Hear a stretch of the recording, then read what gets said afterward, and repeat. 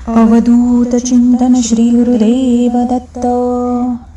फक्त एक दिवस श्रद्धेने साजरा केला तो म्हणजे स्वामी महाराजांचा प्रगट दिन. आणि पहा, तुमच्या आयुष्यातील सर्व संकटे दूर होतात.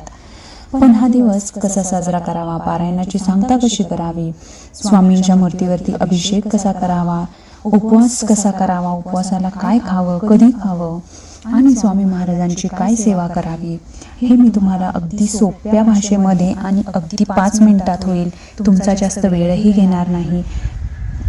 जय जय स्वामी समर्थ.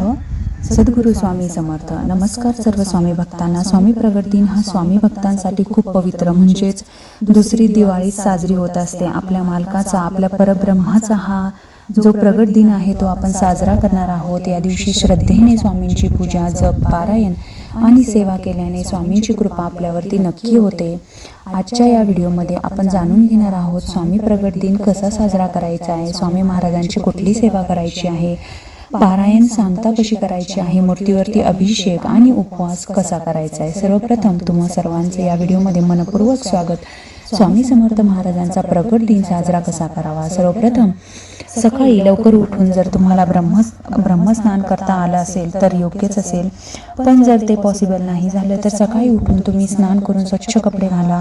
मूळतः या दिवशी स्वामी महाराजांना आवडता रंग म्हणजे पिवळा रंग तुम्ही परिधान करू शकता. घरातील देवघर स्वच्छ करून स्वामी महाराजांची मूर्ती किंवा फोटो समोर दिवा लावा, उदबत्ती लावा.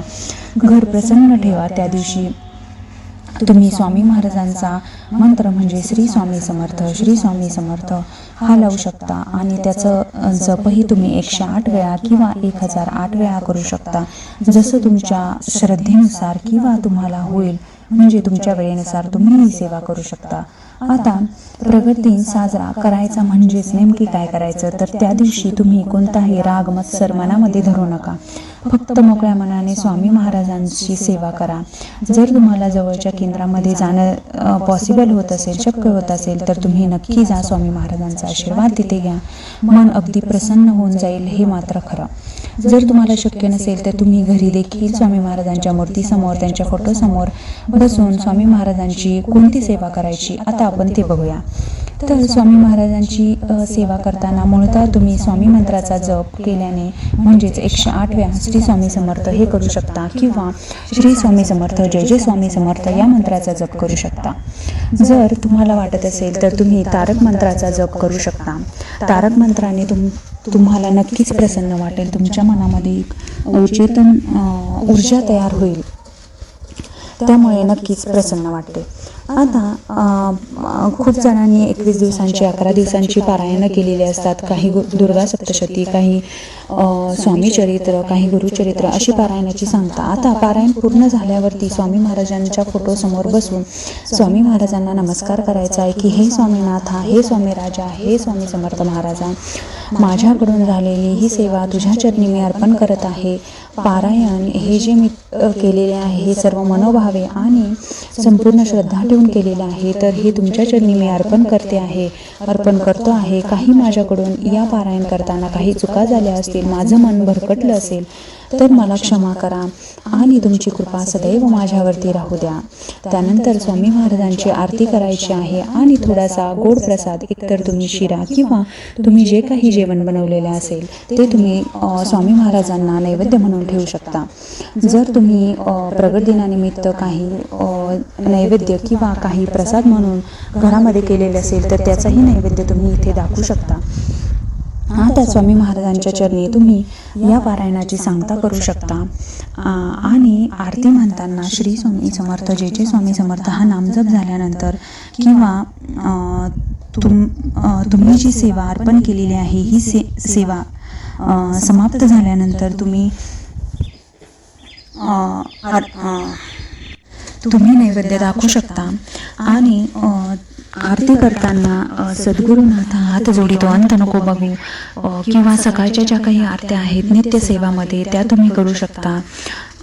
सद्गुरू राया हात जोडितो अंत नको पाहू, हे तर माझं म्हणजे माझे फेवरेट आहे. त्याने मला नक्कीच मनाला शांती लागते आणि मन प्रसन्न होतं. तर तेही तुम्ही घेऊ शकता.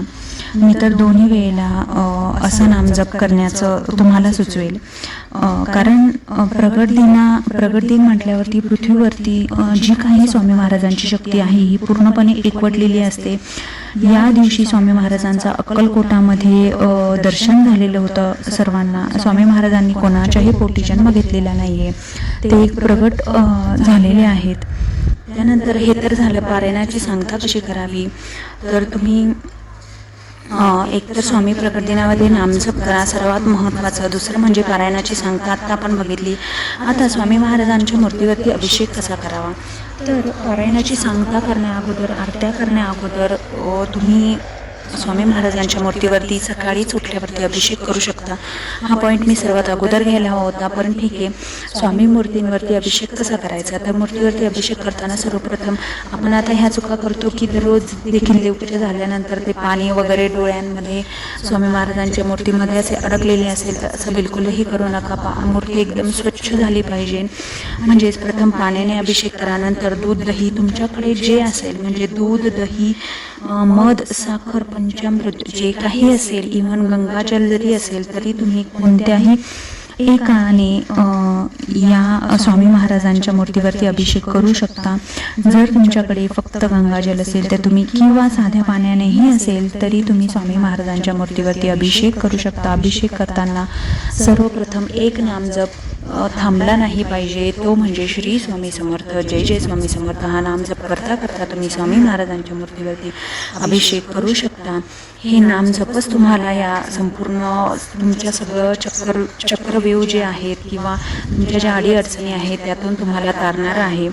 शेवटी पुन्हा स्वच्छ पाण्याने, म्हणजे जरी तुम्ही दहीने अभिषेक केलेला असेल तरी शेवटी स्वच्छ पाण्याने स्वामी महाराजांना अभिषेक करून स्वच्छ ती मूर्ती कोरडी करून तिथे स्थानापन्न करा, जिथे तुम्ही स्थानापन्न करत असतात नेहमी. त्या दिवशी जर प्रामुख्याने तुमच्याकडे पिवळे वस्त्र असतील तर ते परिधान करा स्वामी महाराजांना. त्यानंतर स्वामींना पिवळी फुले अर्पण करा. त्यानंतर अभिषेक करताना तर तुम्हाला मी सांगितलंच की श्री स्वामी समर्थ, श्री स्वामी समर्थ हा नामजप थांबला नाही पाहिजे. हीच स्वामी महाराजांच्या चरणी स्वामी प्रगट दिनी एक महत्त्वाची सेवा असेल असं मला वाटतं. कुठल्या तुम्ही पोथी पुराणं वाचण्यापेक्षा जर स्वामी महाराजांचं नाव त्या दिवशी अखंड जपलं तर हीच सेवा स्वामी महाराजांना जास्त आवडते. आता काही ठिकाणी उपवास करतात किंवा काही भक्त असे असतात की ते उपवास करत नाही. जर तुम्हाला काही BP शुगरच्या गोळ्या असतील तर तुम्ही उपवास करू नका. फक्त नामामध्येच तो गोडवा आहे तो तुम्ही जपा. जर प्रगट दिनी शक्य असेल तर तुम्ही उपवास करा. उपवासामध्ये फळं, दूध, पाणी किंवा साधं फराळ तुम्ही घेऊ शकता. पूर्ण दिवस स्वामींचे नामस्मरण करा. संध्याकाळी सकाळी जेव्हा तुमची सेवा पूर्ण होईल त्यानंतर स्वामी महाराजांची आरती करा, नैवेद्य दाखवा. त्यानंतर संध्याकाळी देखील स्वामी महाराजांची आरती करून तुम्ही उपवास सोडू शकता. सकाळी देखील तुम्ही उपवास सोडू शकता. तुम्हाला जसं शक्य होईल त्याप्रमाणे तुम्ही ही सेवा करू शकता. तुम्ही हा स्वामी समर्थ महाराजांचा प्रगट दिन साजरा करू शकता. आता साजरा करायचा म्हणजे प्रत्येकजण आपापल्या पद्धतीने हा प्रगट दिन साजरा करत असतो. तर स्वामी भक्तांनो, श्रद्धा आणि विश्वासाने जर आपण स्वामी महाराजांचा प्रगट दिन साजरा केला तर स्वामी आपल्या भक्तांची नक्की रक्षा करतात, हे मनापासून. आणि तुम्ही जर कधी केंद्रात गेलात आणि स्वामी महाराजांचे जर तुम्हाला अनुभव ऐकायला मिळाले तर अक्षरशः अंगावरती काटा येतो, असे स्वामी महाराजांचे त्यांच्या भक्तांना मिळालेले अनुभव आहेत. आजपासून स्वामी महाराजांचे नामस्मरण जरी तुम्ही सुरुवात केली आणि स्वामी प्रगट दिनापर्यंत केली तर ते अतिशय उत्तम सेवा होईल. जर तुम्हाला हा व्हिडिओ चांगला वाटला असेल, थोडा जरी स्वामी महाराजांच्या सेवेमध्ये पुढे पाऊल टाकल्यासारखं वाटत असेल तर या व्हिडिओला लाईक, शेअर आणि सबस्क्राईब नक्की करा. झालेली सेवा स्वामी महाराजांच्या चरणी अर्पण करते आणि थांबते. तोपर्यंत श्री स्वामी समर्थ, जय जय स्वामी समर्थ. सेवा करा आणि सेवेकरी व्हा. धन्यवाद.